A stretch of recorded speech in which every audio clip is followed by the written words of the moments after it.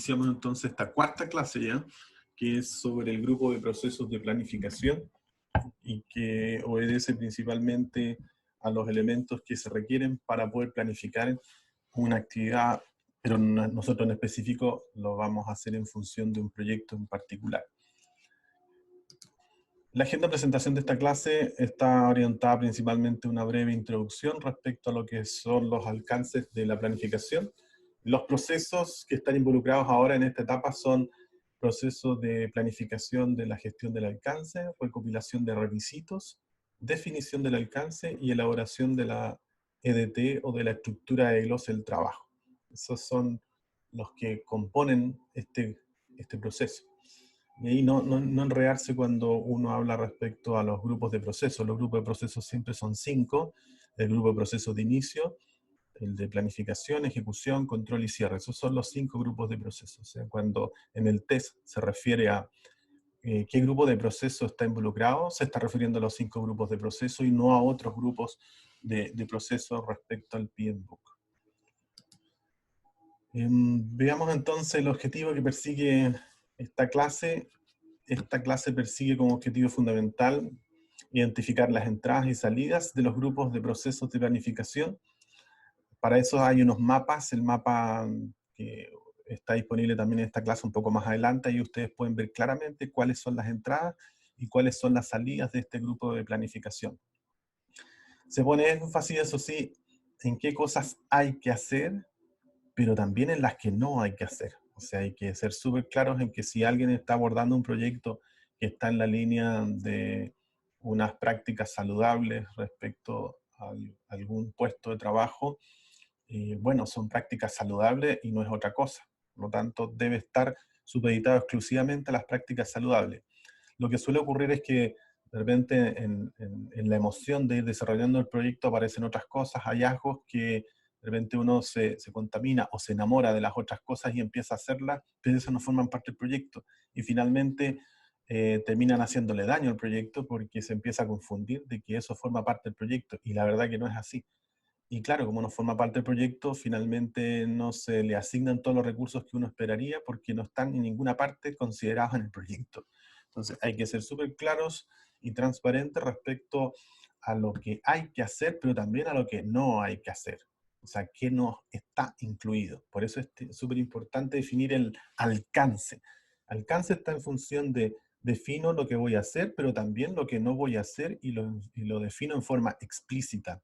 No lo dejo como al libre albedrío o a la interpretación del cliente o de quién esté siendo el beneficiario del proyecto. También se hace una estimación de los costos. Nótese que es una estimación porque no siempre se pueden cumplir los costos.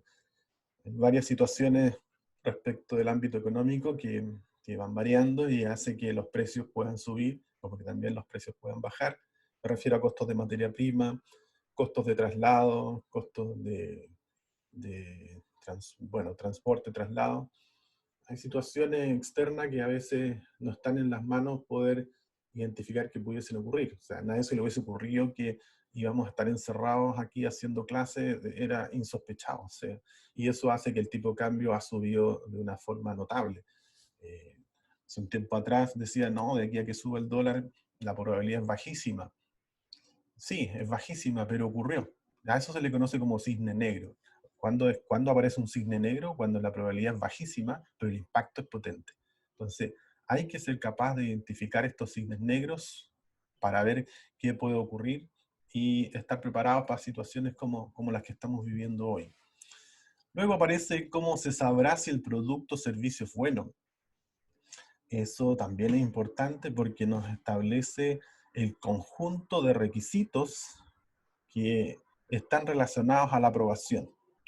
El conjunto de requisitos, por ejemplo, del test anterior, es que la respuesta, por ejemplo, de la TIR sea la letra A y no la B, ni la C, ni la D. ¿Y por qué? Porque esa es la definición de la tasa interna de retorno, que está relacionada con que los beneficios se igualen a los costos. Y eso ocurre a una única tasa, que es la tasa interna de retorno. Que uno va tanteando la tasa de descuento y llega a ese punto. Bueno, en el tema de proyectos, definir el conjunto de requisitos tiene que ver con qué elementos yo voy a verificar para darme cuenta que el proyecto se efectúa en la forma correcta y eso implicó que el producto que estoy recibiendo o servicio haya sido el que haya sido contratado. Si el proyecto está asociado a un proyecto de catering, que está asociado exclusivamente al catering de un evento en particular, bueno, ¿qué elementos yo consideré en el catering? Y esos son los que yo utilizo como medios de verificación. Por eso es que hay que ser, o de alguna manera hacer una lista muy pormenorizada de cuáles son el conjunto de requisitos que me permitirá saber si el producto o servicio es bueno. Es bueno en el sentido de que lo apruebo. Y digo, este producto que recibí es de calidad o este producto es malo, derechamente malo.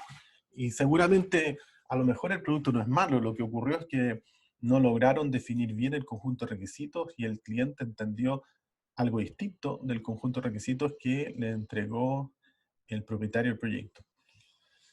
Y finalmente, ¿qué tipo de recursos se necesitarán en el desarrollo del proyecto?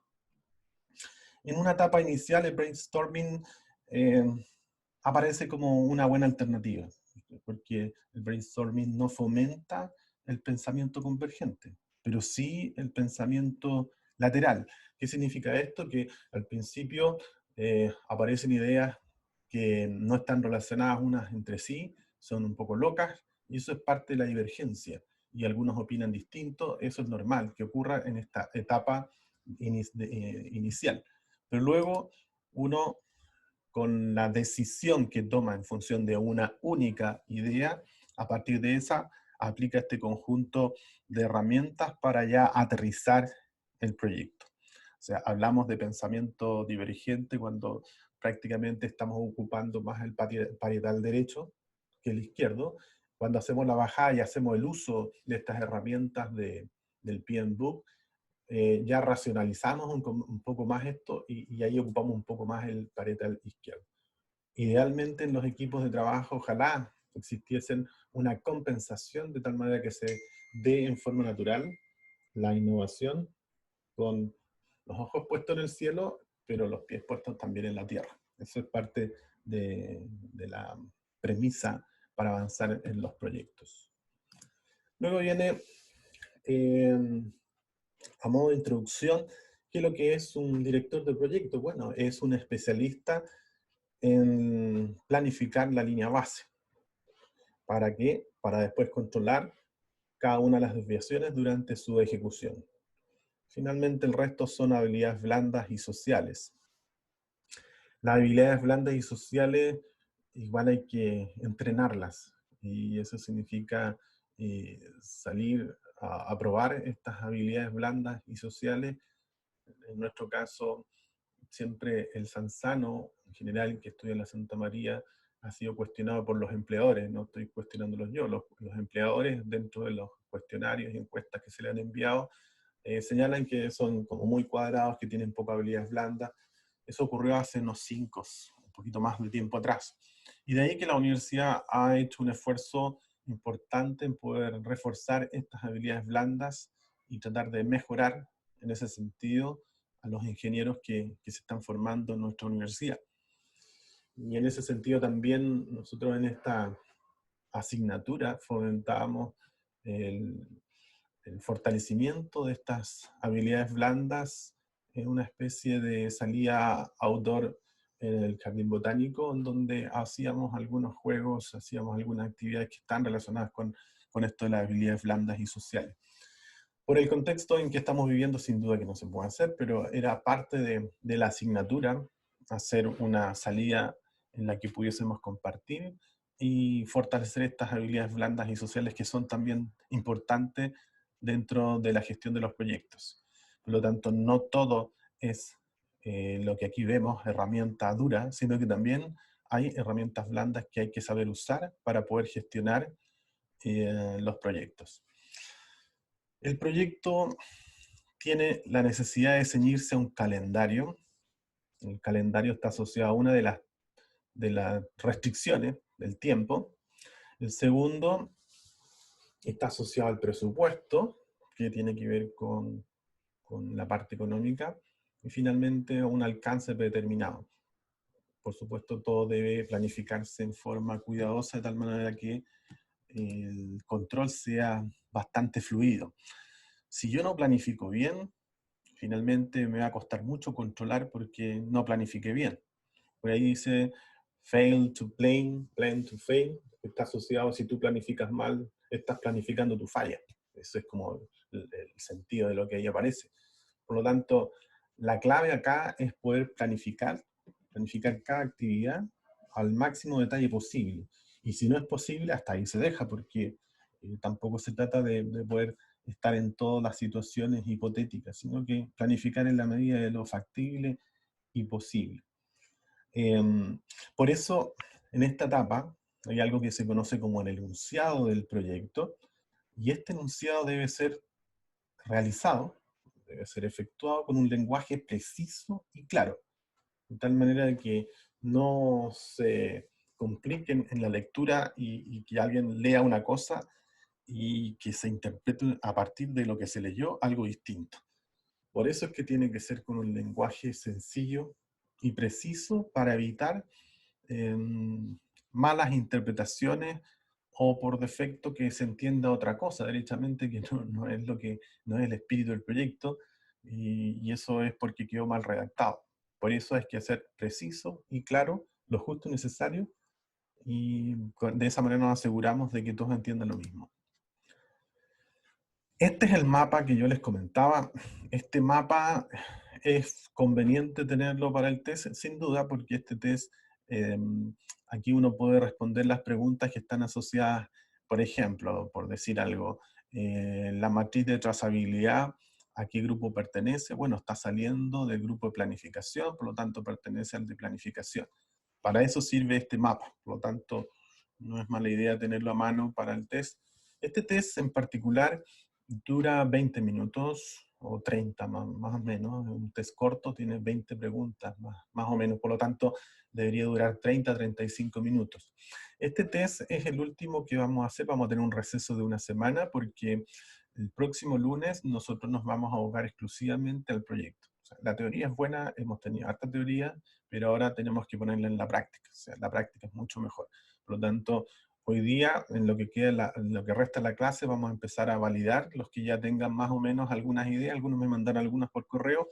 Así que al final de esta sesión vamos a atender por dónde debería estar el proyecto de ustedes. Y el día lunes todos traen sus materiales, tienen la información necesaria para poder vaciarla en el acta de constitución. De tal manera que ese día en particular va a ser un día de taller. ¿Y qué significa eso? Que nos vamos a dividir en salas, en las salas que corresponden a los equipos de trabajo, y en forma conjunta vamos a ir llenando el acta de constitución. Se espera que los detalles, porque seguramente van a quedar algunos detalles, esos detalles los puedan completar durante el día, de tal manera que máximo el miércoles de esa semana deberían subir el acta de constitución de sus proyectos. Pero para eso es importante que tengamos más o menos la aprobación de la idea y de ahí comprometerse en una semana a recopilar información de tal manera que toda esa información que sea útil para el proyecto la puedan vaciar en el acta de constitución que vamos a hacer para cada uno de los proyectos. Por lo tanto, ese es como el mensaje para la próxima sesión. Entonces, repito, este fin de semana es el último control, hacemos un receso de una semana. La próxima semana, el día lunes, no tendríamos esta clase normal que entregamos información teórica para usarla en un test, sino que vamos a trabajar en equipos de trabajo y vamos a ir viendo el llenado de la acta de constitución. Ahora, si ustedes se adelantan y lo traen hecho, bien, porque simplemente ahí solamente va a ir que yo vaya verificando que lo que pusieron está bien clasificado. Quizá a lo mejor hay cosas que clasificaron mal, yo les recomiendo, no, en realidad eso va en otra parte, esto va allá. Eso va a depender de cada equipo de trabajo, pero esto está diseñado como para llenarlo el día lunes. Quienes se quieran adelantar, genial, porque así, por supuesto, que van a tener un trabajo bastante más cercano al estándar que se está pidiendo del acta de constitución y que no tenga tantas desviaciones. Ese es como el sentido del próximo lunes. En el caso puntual de aquí, fíjense el enunciado del trabajo. Este es el enunciado preliminar del alcance del proyecto, perdón. pertenece al grupo de procesos de inicio, si se dan cuenta. Esa es en parte una de los ejemplos que había puesto yo. Bien. ¿Qué es lo que entrega el enunciado del alcance? Entrega una base documentada para futuras decisiones del proyecto, por ejemplo, para confirmar o desarrollar para confirmar o también desarrollar un entendimiento común del alcance. ¿Entre quiénes? Entre los interesados. Se supone que hay gente interesada en este proyecto, para eso principalmente sirve. Luego vemos lo que es el grupo de procesos de planificación, aquí ya con una vista más panorámica de qué es lo que está incluyendo. Ahí están los grupos, el 5.1, 5.2, 5.3, 5.4, están súper claritos. Planificar la gestión, recopilar los requisitos, definir el alcance, crear la estructura de glose del trabajo, o Work Break Structure, vendría siendo como su traducción al inglés, en realidad. No es muy buena la traducción en español, pero no hay otra. Es la que se utiliza en el estándar del PMBOK. Yo les recomiendo para los test también poder descargar la guía del PMBOK, que está disponible en forma gratuita. Yo no la puedo subir por temas de derechos de autor, que la universidad fue bien clara en ese sentido, que no se puede subir información que la universidad no tuviese los derechos. Pero ustedes lo pueden descargar y les sirve para complementar la clase y no solamente quedarse con esta clase para lo que son los test. Ahí aparece, por ejemplo, el grupo de planificación del alcance, herramientas utilizadas, juicio de expertos, reuniones. Aquí está el conjunto de requisitos. Y fíjense en las entradas, el plan de gestión del alcance, el acta de constitución, que es la que vamos a hacer el próximo lunes. Por eso es importante hacer un alto, porque estamos avanzando con mayor materia, pero no hemos finalmente concretado nada en algo de acción, en algo concreto. Por lo tanto, vamos a parar en lo que es de materia para abocarnos a la creación o la elaboración del acta de constitución, y eso va a ser el próximo lunes. El próximo lunes nos vamos a dedicar en forma conjunta a desarrollar el acta de constitución de cada uno de los proyectos. ¿Qué debo hacer, digamos, como para chequear que, por ejemplo, el proyecto se entregue según las especificaciones? Debo, por supuesto, verificar al menos dos cosas, y aquí ojalá pongan atención, porque aquí generalmente uno entra en confusión. Cuando uno parte desarrollando un proyecto, un proceso de planificación, tiene que poner la atención en dos focos. Primer foco, producto. Segundo foco, proyecto. Son cosas distintas. El proyecto es todo lo que yo planifico para hacer el producto o servicio. Y el producto es el entregable final del proyecto. Entonces, para medir la completitud, se dice, que vendría siendo que esté completo, la completitud del alcance del producto, lo mido contra los requisitos. O sea, los requisitos me sirven para chequear la completitud del alcance del producto. Y por el contrario, para el alcance del proyecto, lo mido contra el plan. Entonces, el plan me sirve para verificar el alcance del proyecto, y el conjunto de requisitos me sirve para verificar la completitud del alcance del producto. Son dos cosas distintas, entonces, y si lo llevamos, por ejemplo, a sus respectivos trabajos de título, que ya sé que están en esa línea algunos, es equivalente a si alguien está haciendo un protocolo. Bueno, el protocolo es el producto, pero lo que usted tiene que hacer como tesista para finalmente implementar ese protocolo es un plan.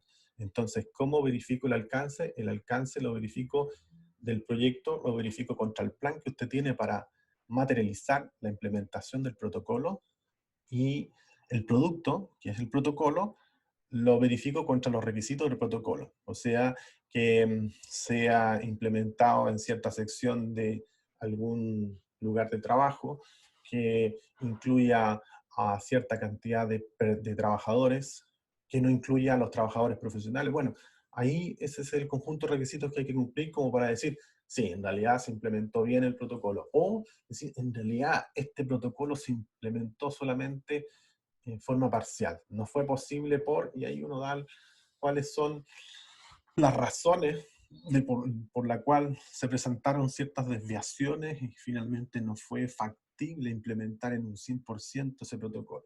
Entonces, Espero que haya quedado claro la diferencia entre lo que uno va avanzando en términos de lo que es proyecto y lo que es producto. Son dos cosas distintas y por eso a los tesistas les suele ser complicado levantar los objetivos, porque si se dan cuenta ahí ya vamos a tener dos objetivos paralelos.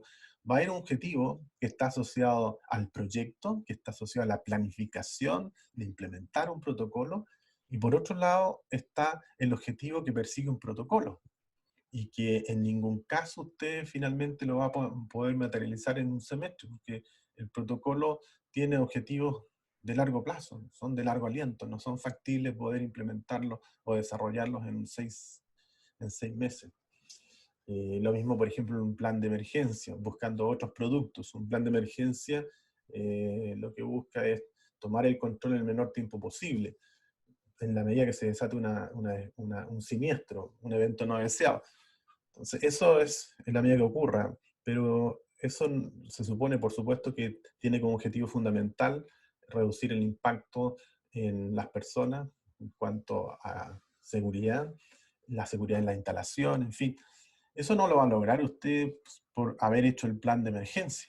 Si es que el plan de emergencia se activa y se hace conforme al planificado, seguramente puede que a lo mejor efectivamente se reduzca el impacto en términos de vidas humanas y en términos materiales, pero si no, no. Por lo tanto, ese objetivo fundamental que acabo de señalar del plan de emergencia no es un objetivo de trabajo título, es el objetivo del producto o es el objetivo del plan de emergencia. Entonces, esas cosas hay que tenerlas claras con relación cuando uno está desarrollando proyectos. No confundir objetivos que persigue el producto y objetivos que persigue el proyecto.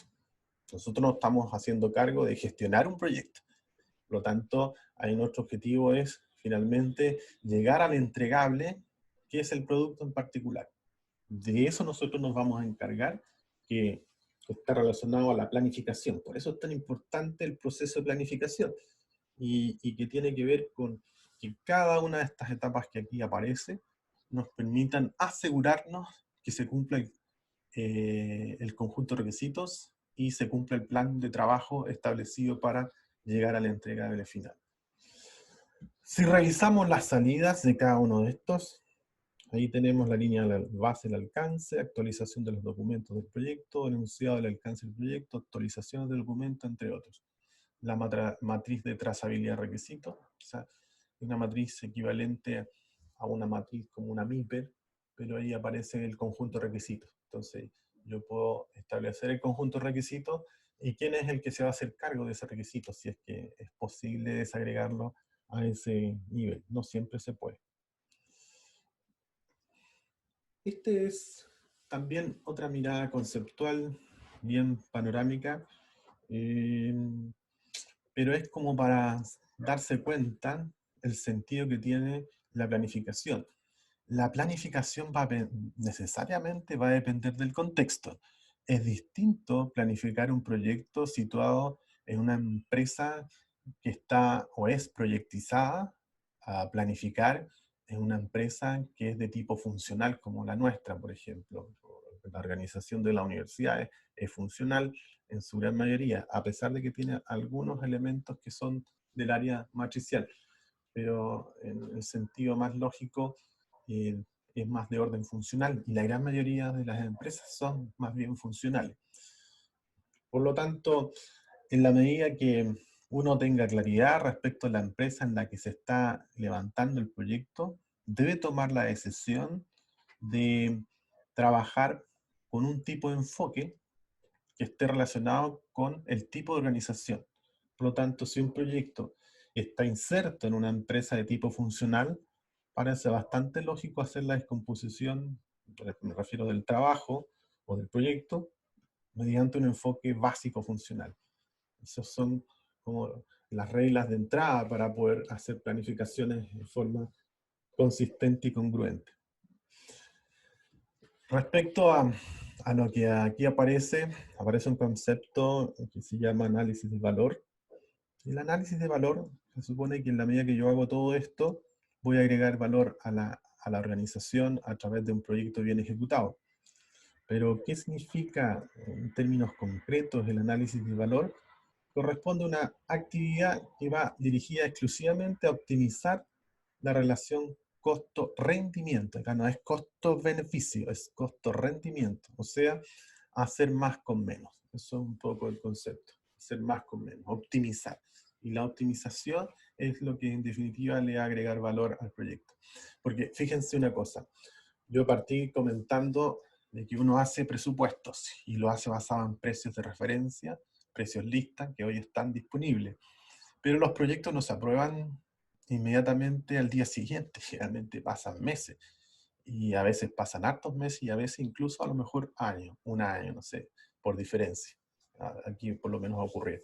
Entonces, cuando uno empieza a ver los precios con los que hizo el presupuesto, se da cuenta que la cosa dista bastante la realidad. Hoy ya los precios no son los mismos, han variado en algunos casos en un 20%, 40% de recargo, el tipo de cambio subió. Bueno, entonces lo que hay que hacer ahora, el presupuesto se aprobó, pero se aprobó con los precios que yo coticé. Y eso significa que me obliga a trabajar el análisis de valor. ¿Qué significa eso? Optimizar. Y optimizo, ¿por qué línea? Por las líneas de proveedores, por ejemplo. Busco equipamiento o productos más baratos, o a lo mejor voy por la vía de recursos humanos. En vez de trabajar con 3 psicólogos, a lo mejor trabajo con 2, me basta con 2. Bueno, eso es optimizar. O tareas que tenía prevista hacerlas en 4 meses, las hago en 2, que significa comprimir calendario. Es una de las técnicas para ir optimizando. Pero eso se hace una vez que está autorizado el presupuesto. Antes no puedo hacer nada, no puedo agregarle valor ni analizar valor porque no tengo los datos afirmes ni menos aprobados. Esa es la sutil diferencia respecto a un proyecto, a una evaluación de proyecto que ustedes están haciendo con el profesor Marlín, me parece. Ahí eso es preparación de proyecto. Eso es ponerse en situaciones hipotéticas, esperando que las cosas resulten. Y si no resultan, da lo mismo, porque es un proyecto, es una preparación de proyecto. Esto es distinto, porque aquí le asignan un presupuesto y ahora le dicen, hágase cargo, hazte cargo de este proyecto, con esta plata. Oye, porque el proyecto estaba aprobado con 8.000, usted me está dando 5, efectivamente me está dando los 8.000, pero hoy, con todo lo que ha cambiado el mundo o con lo que ha ocurrido, este proyecto no sale con menos de 12.000. Bueno, no sé, pero tienes 8.000 para hacerlo. Y eso significa entonces que forzosamente hay que ir por la vía de la optimización para lograr hacer lo mismo con menos. A eso va el concepto del análisis de valor y que está inserto en todos los proyectos que se adjudican de un tiempo a otra parte. Eh, bueno, ahí aparece la forma de configuración, la gestión de la configuración, un plan de gestión de cambios. Luego viene plan de dirección del proyecto. Yo no sé si hasta el minuto de lo que estoy conversando les ha quedado alguna duda. No, profe. Ok, asumo que va entendiéndose entonces. ¿Cómo desarrollo el proyecto? Desarrollar el proyecto para la dirección del proyecto. Fíjese la diferencia, aquí hablan de dirección, pero en realidad se está refiriendo a la gestión del proyecto.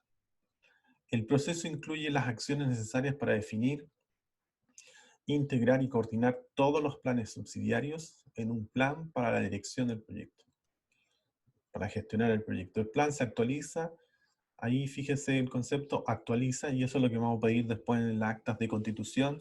El acta de constitución es un documento activo, es un documento vivo, no es un documento pasivo que se hace una vez y se olvida.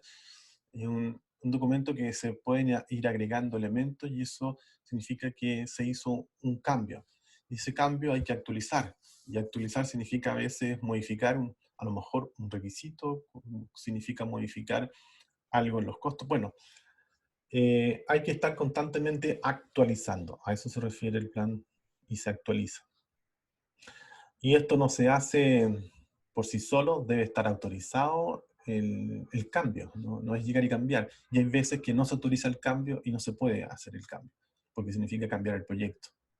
Y eso más o menos ustedes también lo pueden observar en sus propios trabajos de título. Si alguien parte, por ejemplo, implementando una evaluación de radiaciones ionizantes en ambientes soterrados de un banco, por ejemplo, que ahí hay bastante radiación de tipo natural en los subterráneos, pero no lo resulta porque no tiene el equipo para medir. se dio cuenta después que la universidad no tiene ese equipo, sino que está en casa central, y bueno, un tema. Entonces, ¿qué hay que hacer? Cambiar el trabajo de título, y cambia el título, y dice, ya, ahora me voy a encargar de hacer un estudio sobre iluminación en los ambientes soterrados.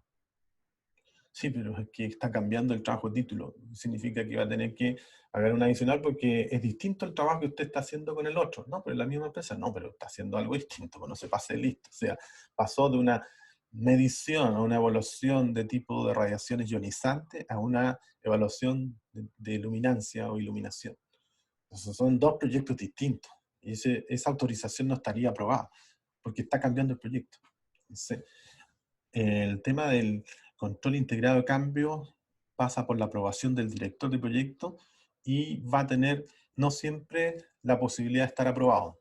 Eventualmente puede salir no aprobado y eso significa que no se puede hacer el cambio. Luego viene el plan para la dirección del proyecto.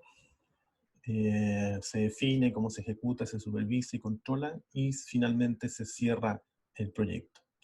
¿Cuáles son las entradas, los factores ambientales de la empresa? Ya lo hemos discutido en versiones anteriores. Los activos que tiene la organización también los conversamos. Y la salida estaría dada por el plan de dirección del proyecto. Aquí hay algo que está de alguna manera en forma implícita, pero se nombró al principio de la sesión. Permítanme devolverme para explicar algo que me parece importante comentarlo aquí, por ejemplo. Aparece ahí crear la EDT. Para crear la ADT, aquí fíjense las entradas, plan de gestión, documentación de requisitos, factores ambientales, activos. En activos del proceso, eventualmente uno se podría encontrar una EDT de un proyecto antiguo o un proyecto similar o anterior que le va a permitir orientar la creación de esta EDT. O sea, cuando uno parte haciendo una DT, la estructura de glosa del trabajo, conviene hacerla no desde cero. ¿Para qué inventar la rueda si ya existe? Entonces consíguese una plantilla de DT para construir la DT y no parte de cero, sobre todo si es primera vez que está adentrándose en el concepto de ADT. Esto va a permitir asegurar que el proyecto esté completamente identificado, que se subdivida el proyecto en segmentos manejables. Eso es lo que busca la ADT. O sea, en otras palabras, por ahí dicen, ¿uno se puede comer un elefante? Sí, pero de a pedacitos, o sea por parte. Y eso es lo que nosotros queremos hacer con la ADT. Este gran pedazo de proyecto, dividirlo en pedazos más pequeños, de tal manera que sean más digeribles, más manejables. Y no nos perdamos dentro de lo macro, sino que nos permita ir avanzando en forma sustancial, pero paso a paso. Eso es más o menos lo que busca la creación de la EDT.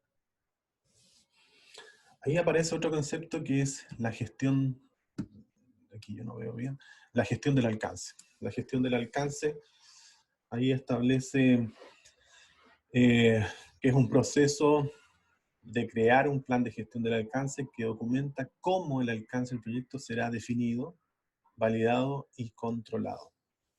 Por eso es importante esta etapa porque nos orienta de cómo se va a definir, nos dice el cómo.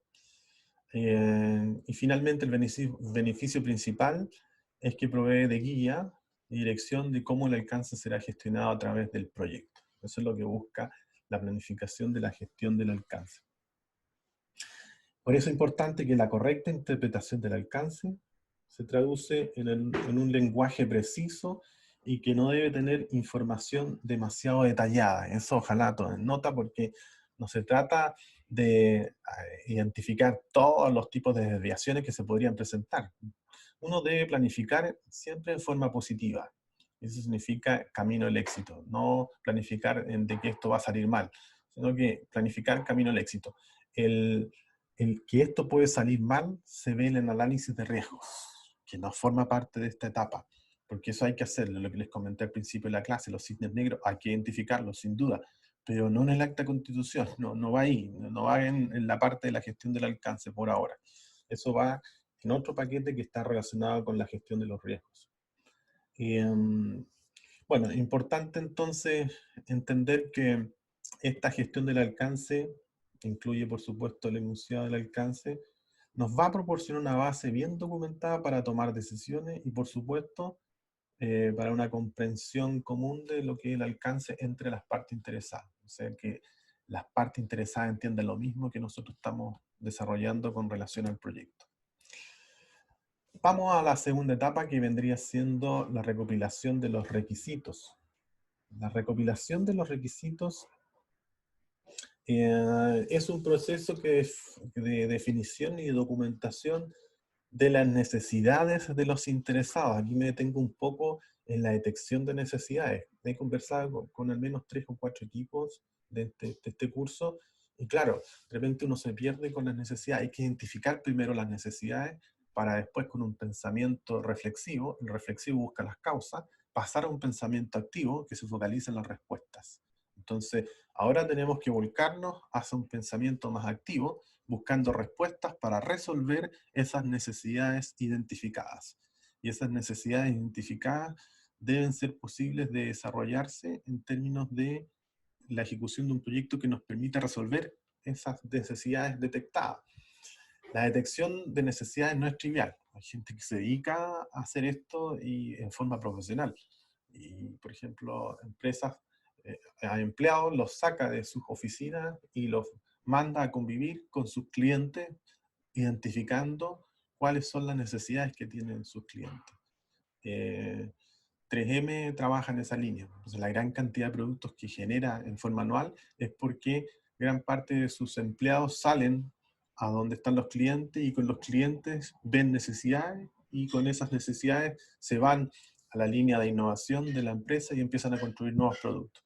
Esto es lo que busca, lo mismo, buscar la detección de necesidades que nos podamos resolverla a través de situaciones concretas.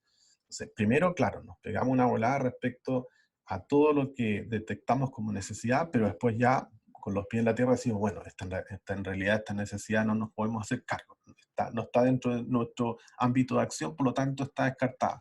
Y empezamos a descartar hasta que llegamos a algunas que sí están en nuestro alcance, que creemos que tenemos potencial, podemos entregar capacidades técnicas al servicio de los demás, y esa es la que finalmente podemos poner en marcha. Entonces, ahí me detuve un poco más de la cuenta, pero es un poco para que vayamos entendiendo de esta detección de necesidades que ustedes tienen en sus propios hogares, que en este minuto se encuentran, y que nos permitan aportar en esa línea. El éxito del proyecto entonces va a estar directamente influenciado por la captura, la gestión del proyecto y los requisitos del producto. Entonces, por eso es importante que tengamos claridad de si realmente los que van a ser los beneficiarios quieren realmente este producto. A lo mejor, sí, ustedes detectaron bien la necesidad, pero a lo mejor la gente no está interesada en la respuesta o solución que ustedes le van a dar. Por lo tanto, es importante también recoger cuáles vendrían siendo las eventuales respuestas o soluciones que esperaría el cliente o beneficiario, porque a lo mejor no va en la línea que nosotros queremos darle la solución. Por eso es importante entender bien lo que quiere el cliente y entender bien cómo resolver esa necesidad, y que realmente después efectivamente sea una contribución y no una carga para, en este caso, el cliente o beneficiado. En términos generales, ahí dice los requerimientos incluyen necesidades documentadas, cuantificadas como expectativas del patrocinador, el quien paga, clientes y otras partes interesadas. Eso es más o menos en términos bien generales. ¿Cómo se hace esto? A través de algunas técnicas, por ejemplo, el focus groups, talleres facilitadores como workshop, técnicas grupales de creatividad, el brainstorming, por ejemplo, técnicas para la toma de decisiones, cuestionarios, encuestas. Hay otras que también se utilizan bastante, el benchmarking, que lo que busca es identificar buenas prácticas de otras organizaciones respecto al proyecto que estoy desarrollando yo. O sea, identificar si alguna empresa en alguna parte del mundo está haciendo esto o ya se hizo esto en otra parte y qué resultados obtuvieron. Para eso sirve el benchmarking. En diagramas de contexto es parecido, porque nos establece, dependiendo de los distintos escenarios, cuáles vendrían siendo las soluciones. Y el análisis de documentos, información disponible que está para poder avanzar en el proyecto. Para finalizar esta parte, diría yo que hay algo importante que no se ha dicho, que la declaración del alcance sirve entonces para poner o para disponer de una línea base. Bueno, por ahí estaba de una línea base que nos va a permitir cumplir las medidas de verificación, por ejemplo. También nos va a servir para tomar futuras decisiones sobre el proyecto, para evaluar potenciales cambios del alcance, incluso forma parte en la declaración del alcance. Bien, la salida, bueno, ahí está la matriz de trazabilidad, que yo creo que les tengo por ahí un ejemplo más adelante respecto a esa matriz de trazabilidad.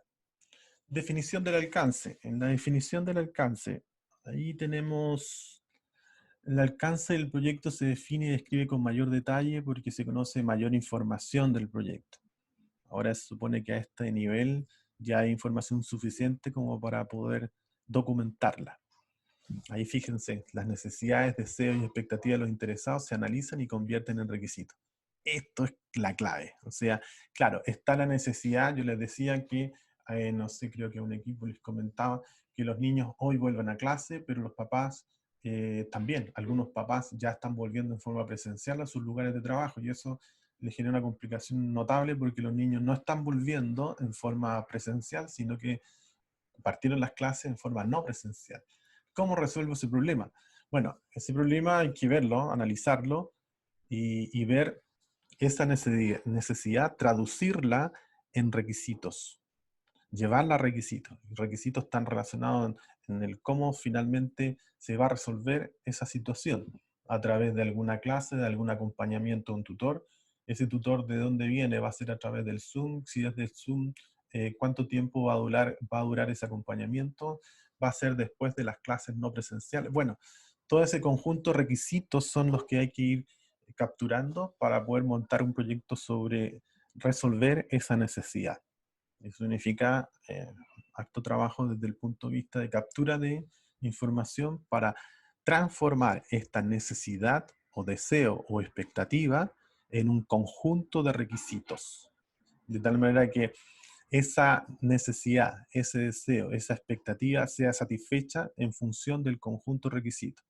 Por lo tanto, si la necesidad es que a mi hijo o mi hija reciba clases de apoyo o de tutela, ese, esa es como la necesidad. La necesidad es que no tengo que hacer, bueno, ¿cómo lo materializo? A lo mejor a través de un curso de acompañamiento, un acompañamiento que sería después, que me haga las clases o que me haga las tareas que lo acompañe durante los horarios que yo no estoy. Bueno, ese conjunto de elementos que estoy nombrando es el conjunto de requisitos al que me estoy refiriendo. Entonces, la habilidad de transformar necesidad en conjunto de requisitos va a marcar la diferencia entre una buena o mala ejecución de un proyecto. Porque el cliente va a decir, es que en realidad no me satisfizo la necesidad que yo andaba buscando. Porque pensé que, y bueno, el pensé que fue porque el requisito no fue declarado. Por eso es importante que al momento que se haga el contrato, que se haga el cierre del proyecto, se establezca el conjunto de requisitos. El conjunto de requisitos tiene que ser breve, preciso, conciso de lo que se espera del proyecto. Y por supuesto ahí, como decían antes, también de lo que incluye y lo que no incluye. Eso está dentro de los conceptos que están relacionados al alcance.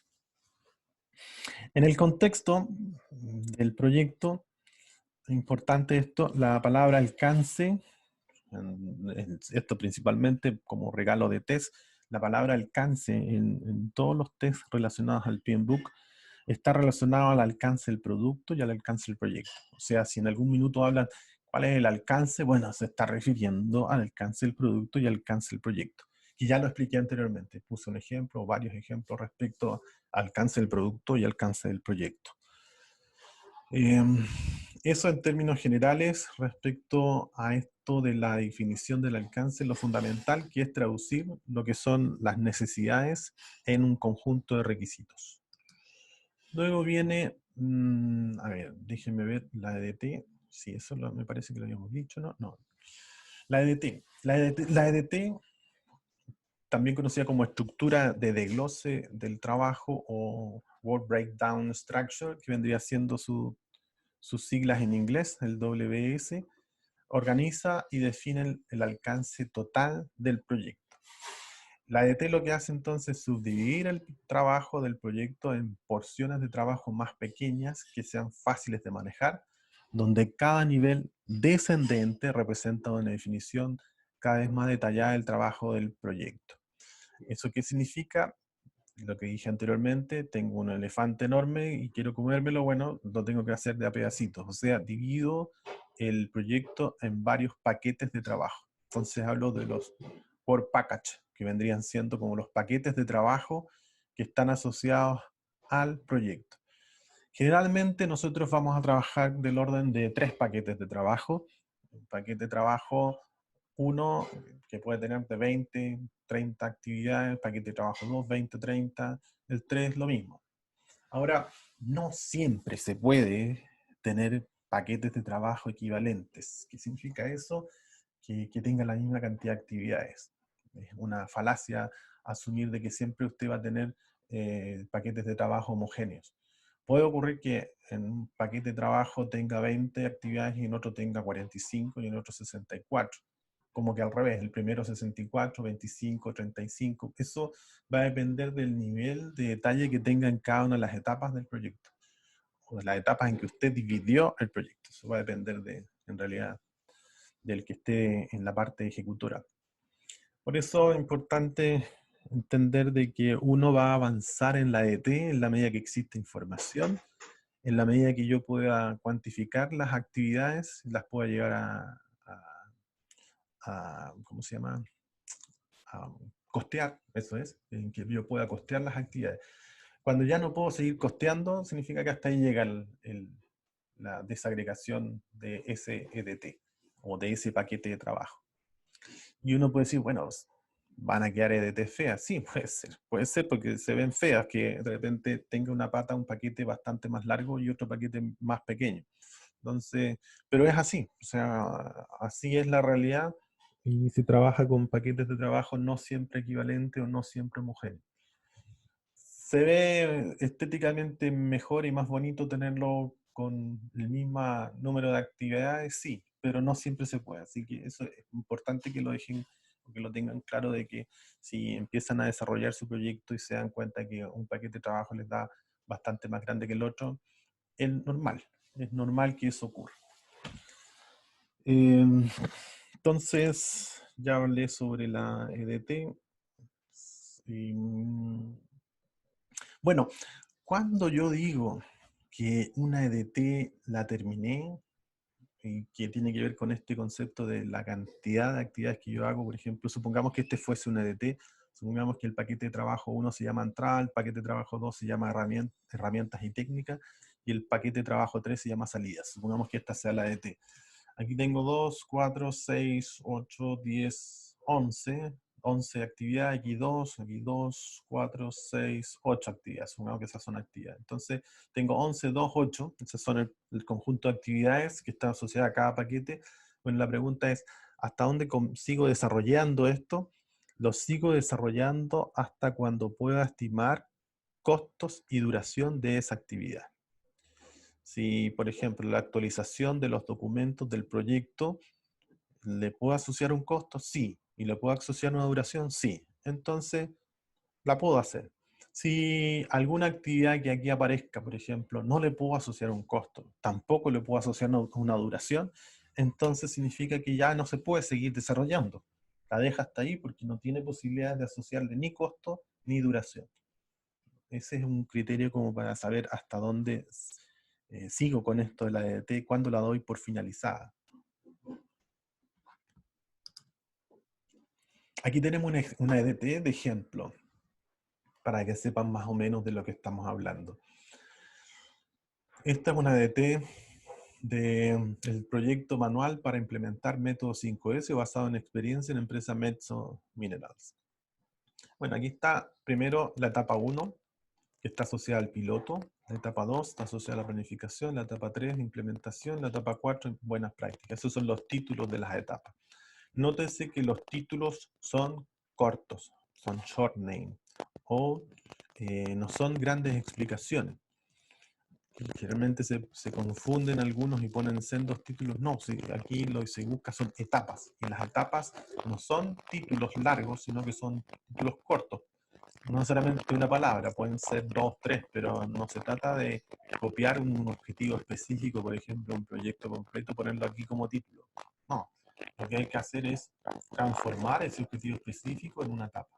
Supongamos que el objetivo específico de esta etapa era realizar un piloto para obtener el conjunto de requisitos relacionados con la capacitación. Ese era el objetivo Profe, específico. se le escucha mal. Ya, espérenme. Ahí se escucha, ¿no? ¿Ahí se escucha mejor? Sí, ahí sí. Ya, Sí, gracias. ahí sí. No sé en qué parte habré quedado, pero aquí estaba explicando de que este es un proyecto y que cada una de las etapas tiene que ser una palabra o un par de palabras, pero no transcribir los objetivos específicos de un proyecto y transformarlos en etapas así sin hacer ninguna intervención. Por ejemplo, por eso ponía como ejemplo, el objetivo específico podría haber sido acá elaborar un piloto para obtener el conjunto de requisitos relacionados a la capacitación. Ese es el objetivo específico declarado.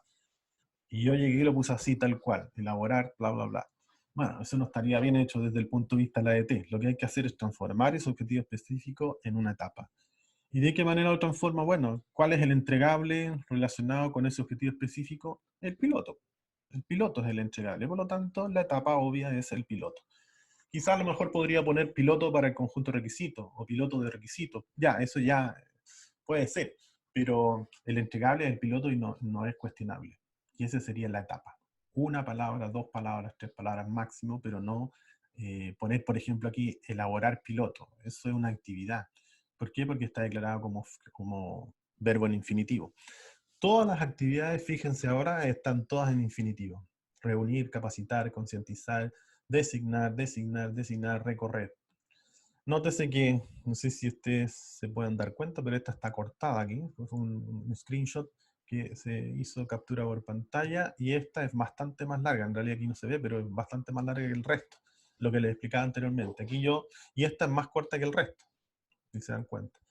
Esta llega hasta la 9, hasta la 11, esta llega bastante más abajo. Aquí tenemos un ejemplo real respecto a un tipo de DT que está desarrollada en cuatro etapas, en cuatro ciclos.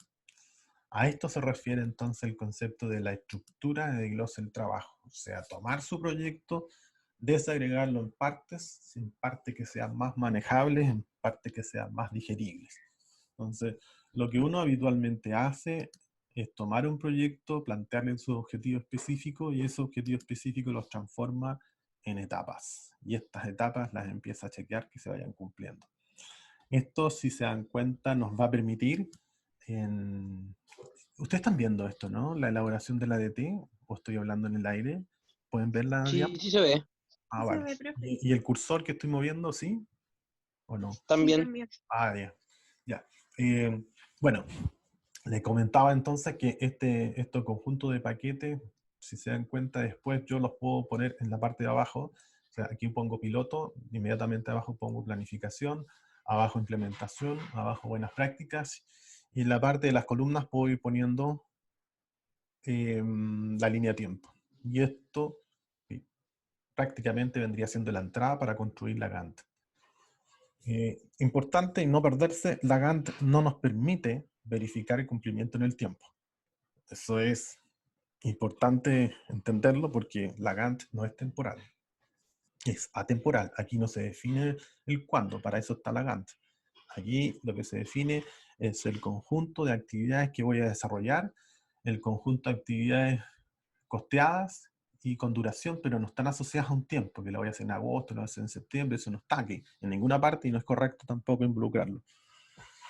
Espero que eso lo hayan tomado nota porque no, no está dentro de las virtudes de una DT en donde se establezca el tiempo cronológico de la ejecución de cada una de esas actividades. Sí permite la DT identificar actividades, aquí ustedes pueden ver, estimar sus costos asociados y se descompone hasta donde se pueda.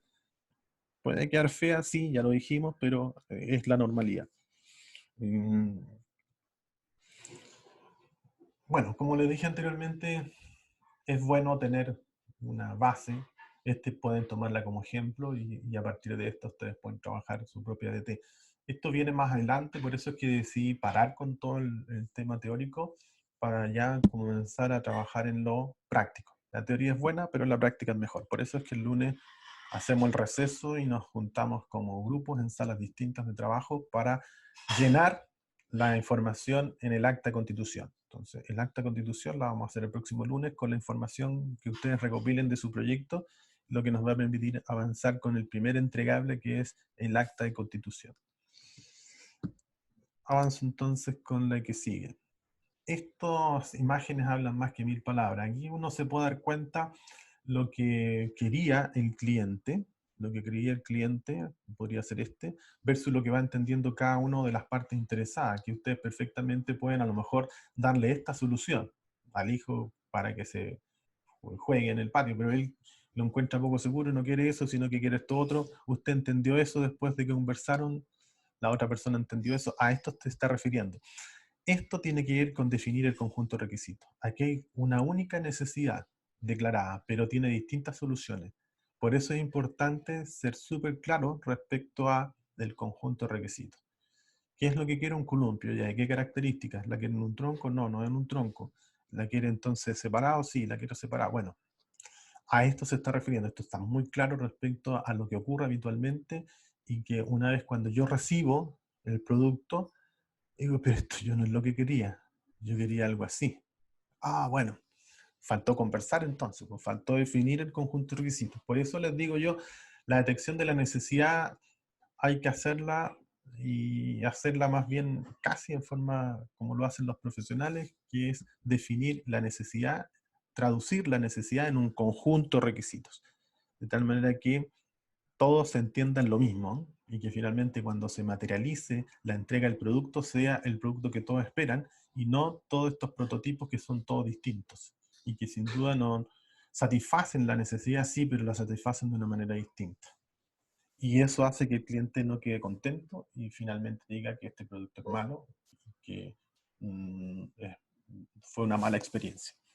Por eso, insisto con la satisfacción de las necesidades en función del traducir las necesidades en un conjunto de requisitos.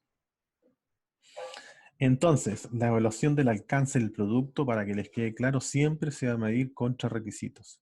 Y la del alcance del proyecto contra el plan. Entonces, el cliente contra qué va a medir? Contra el conjunto de requisitos. Y si este conjunto de requisitos no calza con sin duda que va a decir producto no aprobado. Pues yo quería esto, no esto. Usted me entregó esto, que dista bastante de lo que yo quería.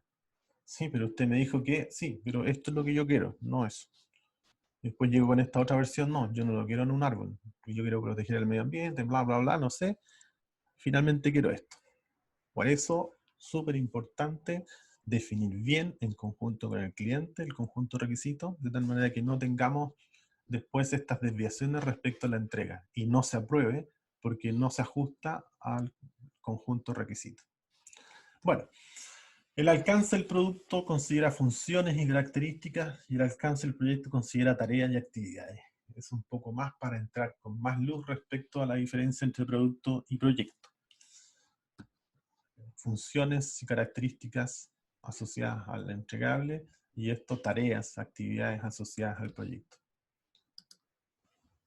Aquí tenemos ejemplos de una matriz de trazabilidad de requisitos y hay dos como alternativas, ¿eh? Porque aquí aparece el conjunto de requerimientos, atender pedido, elaborar pedido online, incidencia pedido. Aquí aparece una evaluación del tipo de requerimiento solicitado y a quién le estoy asignando ese requerimiento, en función, por supuesto, de la prioridad, el estado y la dificultad. Y están asignadas a distintas personas. Primera forma de una trazabilidad de requerimientos de un sistema, asignando responsables.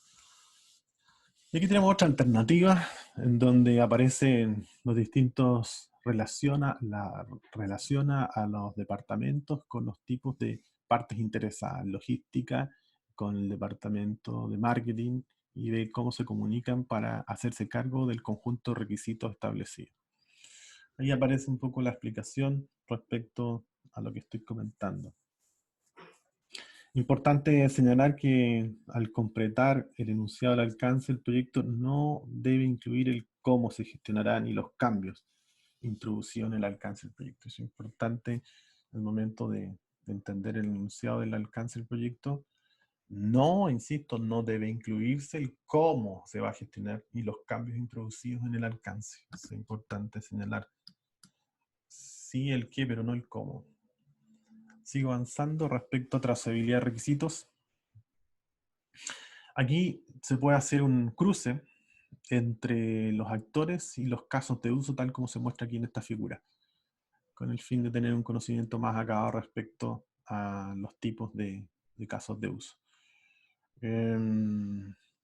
Y aquí está, miren, el concepto que les comentaba anteriormente, el análisis de valor, lo que busca es hacer más con menos, optimizando la relación. En realidad aquí hay un error costo-rendimiento, no es costo-beneficio, así que antes de, para que lo consideren, no está bien eso, ¿eh? Es costo-rendimiento, no es costo-beneficio, con dos, porque esto es gestión, no es para el beneficio, que rinda más, a eso se refiere. Y ahí aparece el conjunto de requerimientos desarrollados. Con esto, lo que hago yo es planificar el conjunto de requisitos, le asigno responsables, le asigno sectores, todo lo demás, pero con esto yo no tengo la capacidad de estimar retrasos. Yo no puedo estimar, por ejemplo, que el caso de uso relacionado con restablecer el almacén, el ingeniero de logística ese día se resfrió, o ese día finalmente lo pusieron en cuarentena porque fue a no sé dónde y no va a poder hacer ese trabajo. Eso yo no lo puedo hacer a través de esto. No puedo estimar retrasos, simplemente establezco el conjunto de actividades que va a desarrollar cada uno y asumo en forma optimista que todos van a hacer su trabajo, su pega. El tema de los retrasos no forma parte de la EDT ni menos de esto. Simplemente aquí se declaran las actividades, pero no es posible a partir de esto estimar retrasos en cada una de las partes que están desarrollando este taller. Aquí tenemos un ejemplo de proyecto y nuevamente lo traje a colación por si alguien se entusiasma o alguien dice, pucha, en realidad podría hacer esto otro, entonces mejor. Bueno, está la posibilidad siempre abierta de poder hacer un trabajo, un proyecto que beneficie al curso. Y ese